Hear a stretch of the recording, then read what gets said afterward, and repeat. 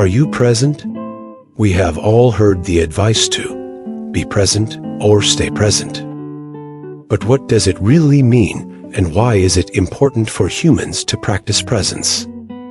Because the generous present moment, a more accurate term, is all there is. The past is already behind you, and the future has yet to occur, so it does not exist either.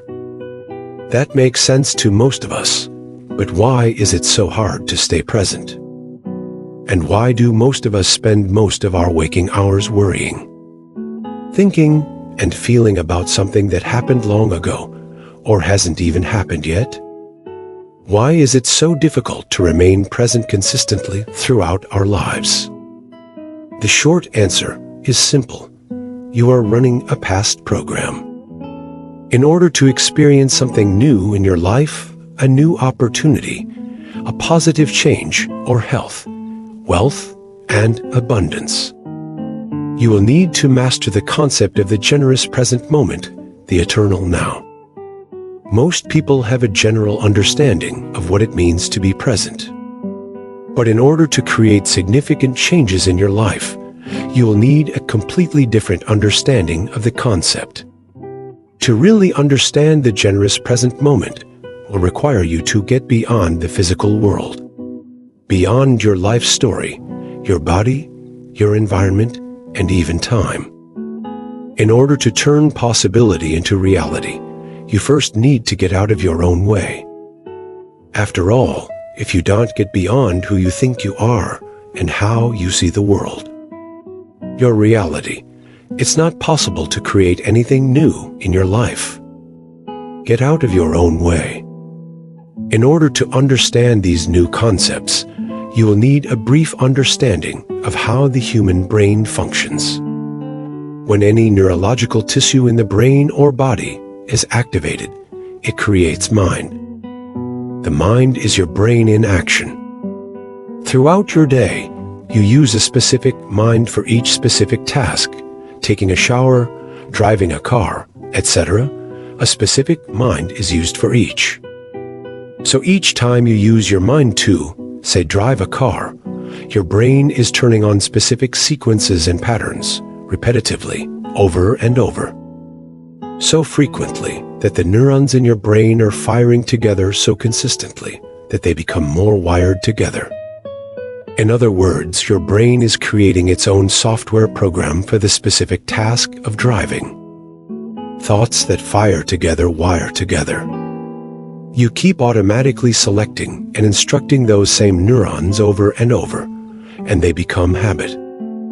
And instead of being fully present, you are now running an automatic program. For the most part, your brain is an artifact. It is a product of the past. It is your living record of everything that has happened to you, everything you have learned. And you draw on those past experiences in order to attach an emotion to it, since emotions are the end product of an experience. And most, if not all, of our experiences come from our interaction with our external environment. Think of emotions as the chemical feedback from past experiences. The more impactful a past experience is, good or bad, the longer it stays with you, because it becomes more embossed neurologically in your brain.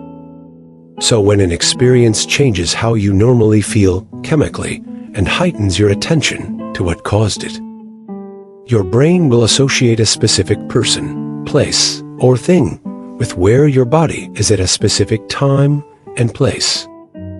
This is how memories are created from experiences with the outer environment. This is important because it shows proof that the only place the past actually exists is in your brain and body. Otherwise, it isn't real. So now let's look at how your past becomes your future. When you have a thought or feel an emotion, you want your body to feel exactly how you are thinking.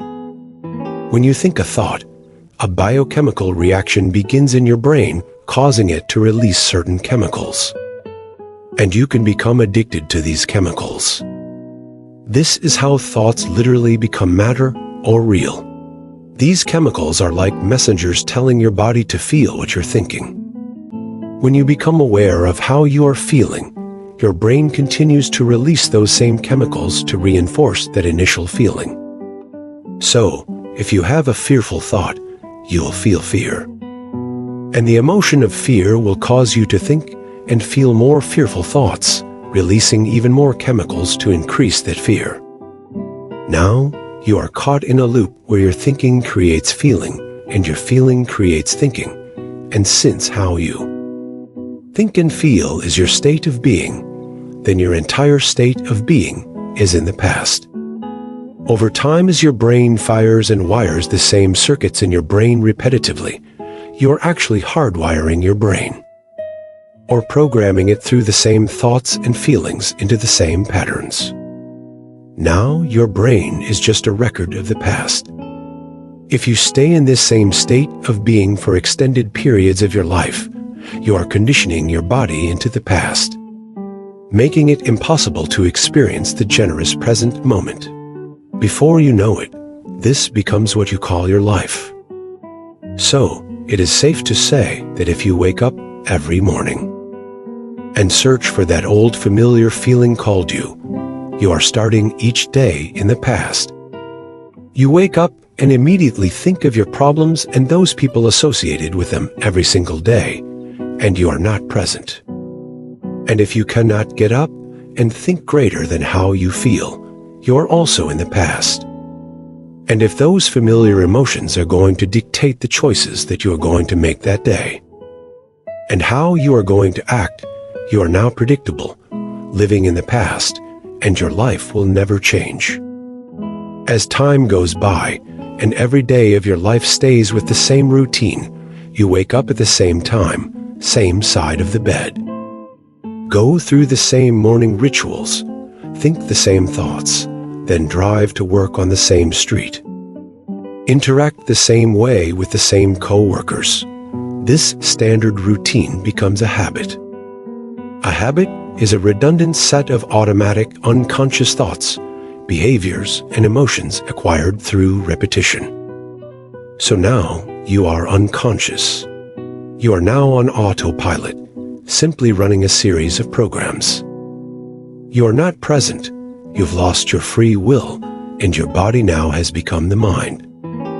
As the years go by, through these habits, you have emotionally conditioned your body to live in the past. What's worse is now your past will become your future. Now that you have become predictable, there is no room for the unknown.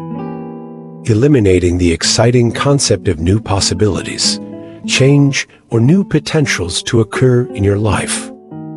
If you can predict how you are going to feel after an experience, you are in the known.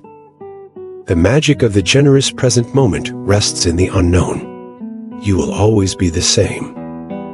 This is living in survival instead of creation. You run the same automatic programs each day because if you cannot predict the feeling of an experience, you will resist the urge to engage in it. This becomes the thinking-feeling loop that becomes your life. So how can you change from this state of being? It first requires that you become aware of who you have become, your thoughts, feelings, and emotions, and what you're doing. It also requires an understanding of how your thinking-feeling state of being creates a measurable electromagnetic field that surrounds all of our physical bodies. That is energy. That is a frequency. As Nikola Tesla accurately said, energy, frequency, and vibration. That's all there is in the universe. If you want to change your life, you have to change your energy. Since everything is energy, think of your emotions as energy in motion. When someone walks into a room with a highly aroused emotion, good or bad, we can all feel their energy, even before their body language. So, if every single day you are recreating the past day over and over, with same thoughts and same emotions, you are broadcasting the same electromagnetic field over and over, with the same message and the same energy. Nothing will change in your life until you change your energy. To change your state of being, you'll have to change the way you think and feel. It now requires you to become aware of where you are placing your attention. If where you place your attention is where you place your energy, and your attention is always on a familiar emotion, your energy and attention are in the past. You are literally siphoning energy out of the generous present moment and putting it into the past.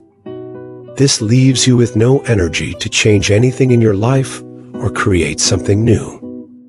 The generous present moment represents the unknown. This is the space where nothing can be predicted, but everything can be created. This is the eternal space where unlimited possibilities are created. So, once you realize that you are running a past program day after day, and have become aware enough to attempt to make changes in your life, how do you initiate change?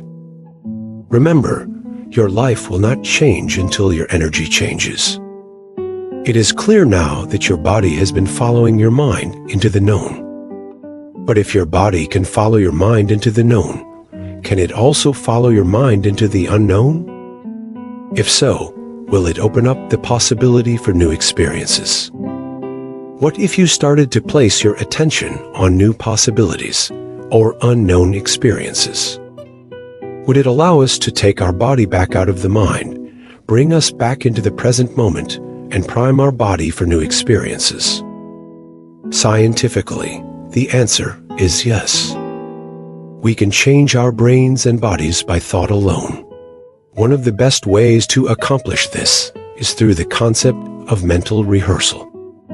It requires a clear intention. If you can focus on specific imagery, an intention that you desire, and become very present with the thoughts and feelings associated with that intention repeatedly, your brain and body does not know the difference between what is happening in your outer environment and what is happening in your inner world of thoughts and feelings. Your imagination is a very powerful tool. Use it. What this means is that you can make your brain and body look as if a physical experience has already happened without having the actual experience.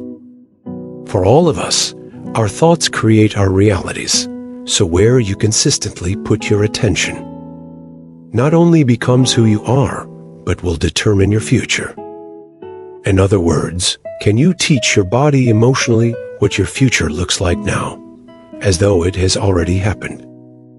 The answer is yes. As stated, nothing changes until your energy changes.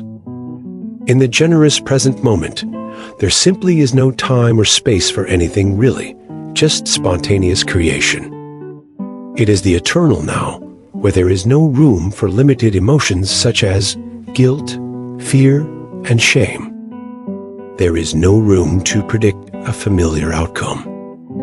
There is no room for past programs to exist.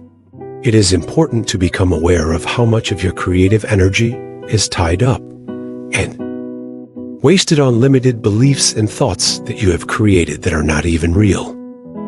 Imagine if you took all of that energy you use for fear, guilt, hatred, lack, or predicting and redirected it and used it to create a new destiny.